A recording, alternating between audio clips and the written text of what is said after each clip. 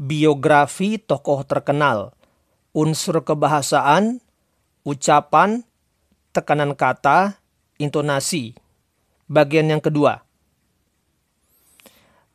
Today's activities, ya, keterampilan yang kita pelajari pada hari ini adalah writing dan speaking. Indikatornya, murid mampu memanfaatkan kamus untuk mengidentifikasi suku kata yang harus ditekan dalam sebuah kata dan sebuah kalimat, serta mampu mengaplikasikan penggunaan intonasi dengan benar. KKM 75. Topik 1. Word stress. Tekanan pada sebuah kata, yakni belum masuk ke kalimat. Cara mengetahui suku kata mana yang harus ditekan dalam sebuah kata dengan bantuan kamus. Sekali lagi, ini adalah kata-kata yang belum masuk ke dalam kalimat. Dalam pengucapan bahasa Inggris, tekanan itu sangat penting karena bahasa Inggris merupakan a stress-timed language. Salah dalam menekan suku kata sewaktu berbicara dapat merusak arti. Arti yang dimaksud adalah ujaran kita. Selain itu dapat membuat orang lain jadi bingung dengan maksud kita dan bisa pula membuat orang lelah untuk mendengarkan kita. Dalam bahasa Inggris yang ditulis, tekanan kata tidak ada terlihat oleh mata kita. Cara 1. Dengan kamus online. Google menyediakan kamus online yang dapat kita gunakan untuk mengecek suku kata mana yang harus kita tekan sewaktu kita sedang mengucapkan sebuah kata bahasa Inggris. Di bagian pengucapan, Google menggunakan penebalan huruf sebagai cara untuk menunjukkan kepada kita tekanan suku kata pada sebuah kata. Google juga menyediakan bantuan berupa suara manusia untuk memperagakan kepada kita bagaimana sebuah kata diucapkan dengan benar beserta tekanannya.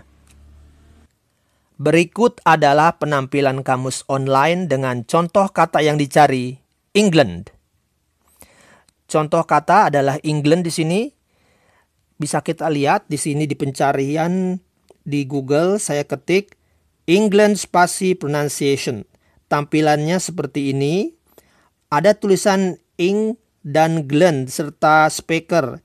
Ing-nya ditebalkan, tulisannya, glen-nya tidak. Di seberangnya ada gambar wajah kartun, ya, wajah orang yang sedang mengucapkan sesuatu kata, yaitu kata England. Di atasnya ada pilihan logat. Apakah logat Amerika, American pronunciation, ataukah logat Britania atau British pronunciation. Ini cara pertama seperti ini, yaitu dengan menggunakan kamus online. Kita juga bisa menggunakan YouTube untuk mengetahui cara membaca England dengan benar. Bisa kita lihat di bagian bawah dari tulisan England ada videos. Di situ ada tulisan how to say England, itu YouTube, ya. Berikutnya cara 2. Dengan kamus buku. Kamus yang biasa juga dapat menunjukkan kepada kita tekanan kata. Cara tiap kamus bisa berbeda-beda. Ada yang menggunakan tulisan biasa dengan huruf besar dan huruf kecil. Ada pula yang menggunakan phonetic symbols alias simbol bunyi. Contoh, ada kamus 1 tampilannya seperti ini. Ada tulisan remember begini. Ri-nya itu kecil, mem-nya itu digede-gedein hurufnya, dan ber itu kecil. Ada pula tulisan VT, verb transitif, ingat atau mengingat. Ada pula re, spasi mem, spasi ber, remember. Ya, verb transitif, ingat atau mengingat. Kita beralih kepada slide berikutnya, yaitu phonetic symbols, lambang bunyi. Ini khusus untuk kamus yang menggunakan phonetic symbols. Dalam kamus yang menggunakan phonetic symbols, informasi mengenai tekanan suku kata berada pada pronunciation guide-nya yang ditaruh di dalam tanda garis miring 2. Kita lihat di sini contohnya, cuplikan dari kamus adalah tulisan between, between. Tulisan between ini adalah yang dicetak tebal adalah spelling atau ejaannya. Sedangkan yang berada dalam garis miring 2 itu adalah pronunciation atau cara bacanya. Dan yang merupakan bagian dari pronunciation adalah the stress mark, koma di atas. Ya, koma di atas yang dengan tulisan tanda merah, penjelasan di situ. Kemudian ada pula kata yang ditulis dengan huruf miring, itu adalah parts of speech atau jenis kata. Ini bisa membedakan makna dari kata walaupun sama tulisannya. Ya, contohnya adalah tulisan CAN, jika sebagai modal verb itu artinya dapat atau bisa, tetapi jika sebagai noun itu artinya kaleng. Di sini between merupakan preposition, artinya di antara dua objek. Nah, perkataan di antara dua objek ini adalah meaning atau definition. Syarat tekanan kata. Hanya kata yang memiliki lebih dari satu suku kata yang memiliki tekanan dalam konteks bahwa kata ini belum masuk ke kalimat. Suku kata yang harus ditekan berada di sebelah kanan tanda stres yang berupa tanda koma di atas. Contoh, ada satu kata dengan dua suku kata yaitu window, win dan do. Berikutnya behind, ya, be dan hind. Nah, untuk perkataan window, win-nya ditekan, window. Jadi ketika menggunakan cara yang menggunakan huruf besar, huruf kecil, win-nya ditulis dengan huruf besar semua, do-nya dengan huruf kecil. Untuk yang perkataan behind adalah kebalikannya. B-nya huruf kecil, hind-nya itu atau hind-nya itu di huruf besarkan. Untuk yang tiga suku kata, remember, ini yang ditekan adalah suku kata yang nomor 2 alias di tengah. Jadi re-nya kecil, b-nya kecil, tapi mem-nya itu besar. Kemudian dictionary juga tiga suku kata, yang ditekan adalah dic-nya, suku kata pertama. Maka D-I-C-nya ditulis huruf-huruf besar, tionarinya dengan huruf kecil. Primary stress and secondary stress. Ya, berikutnya adalah tema mengenai tekanan primer dan tekanan sekunder. Dalam kamus yang menggunakan phonetic symbols, informasinya lebih lengkap. Kita bisa saja menjumpai secondary stress yang ditandai dengan koma di bawah. Ini biasanya muncul pada sebuah kata yang terbentuk oleh lebih dari dua suku kata. Walaupun sebenarnya ada juga kata dengan dua suku kata yang sudah punya secondary stress ini. Secondary stress merupakan sesuatu fitur dari pengucapan yang muncul bersamaan dengan primary stress dalam satu kata. Contoh, opportunity. Yang kedua, international. Berikutnya, 17. Pengucapan yang dengan tanda merah-merah itu, yang dicetak dengan huruf merah, itu adalah secondary stress-nya. Di dalam Inggris Britania, setahu saya, tekanan secondary stress itu lebih muncul dahulu. Berikutnya adalah primary stress. Jadi terbalik dengan American English yang biasanya muncul primary stress dulu, baru kemudian secondary stress-nya. Berikut ini ada exercise 1, latihan 1, dengan perintah sebagai berikut. Berdasarkan pada informasi dari kamus berikut ini, tunjukkanlah suku kata yang mana yang harus ditekan dalam pengucapan. Gunakanlah huruf besar, huruf kecil saja. Lihat contoh pada slide yang 9. Di sini ada kata pertama, modern. Kata kedua, identity. Yang ketiga, document. Yang keempat, horizon. Nomor 5, parade. Nomor 6, lonely. Nomor 7, furniture. Nomor 8, together.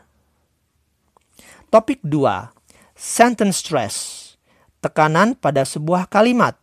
Setiap kata sudah masuk ke kalimat. Syarat tekanan kalimat. Jika sudah masuk ke dalam kalimat, maka kata-kata yang tergolong ke dalam parts of speech atau jenis kata berikut ini harus ditekan dalam pengucapan walau cuma satu suku kata. Yang pertama adalah nouns, kata benda. Yang kedua verbs, kata kerja, kecuali be. Yang ketiga adjectives, kata sifat. Yang keempat adverbs, kata keterangan. Berikutnya yang nomor 5 adalah negative contractions.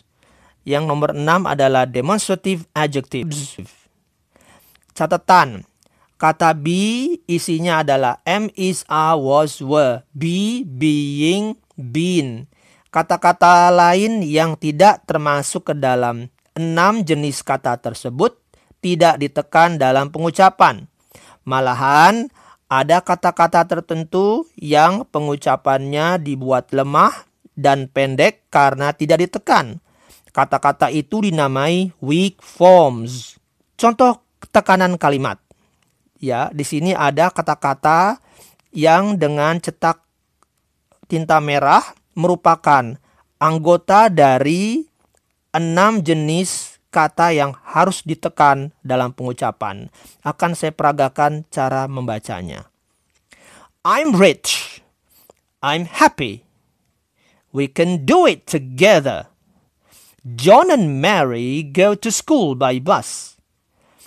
Oh my God, you are Harry Potter. The sun will shine again after the rain stops. I love you and you love me too. The students are studying in the classroom.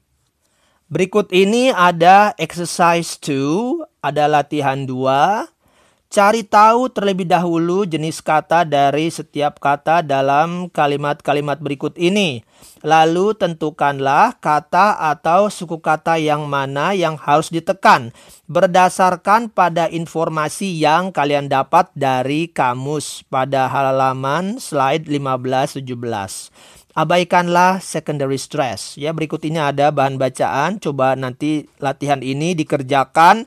Kemudian di bagian halaman berikutnya ada kamus. Di sini ada perkataan Thomas Matthieu was, born on 8th June 1783.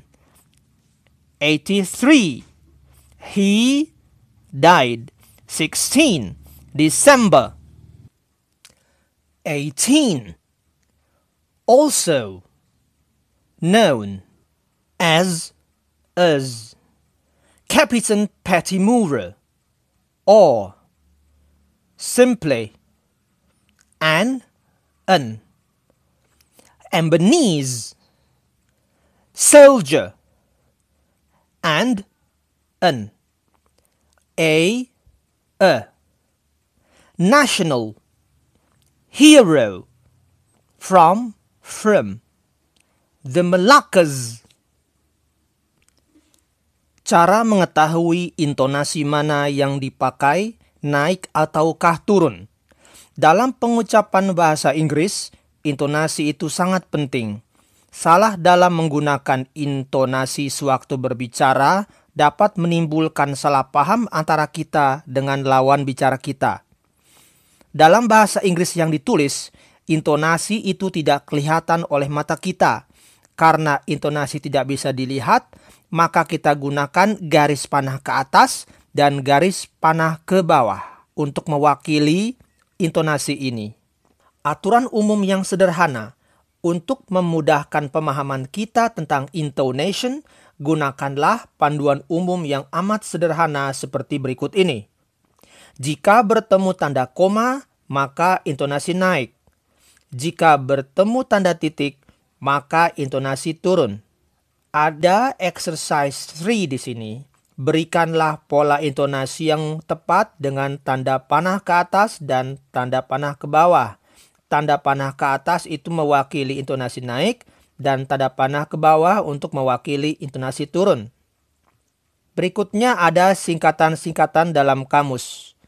Art itu singkatan dari article, N itu singkatan dari noun, Pron itu singkatan dari pronoun, V singkatan dari verb, model V singkatan dari modal verb, adj adjective, adv adverb, prep preposition, conj conjunction, ent interjection.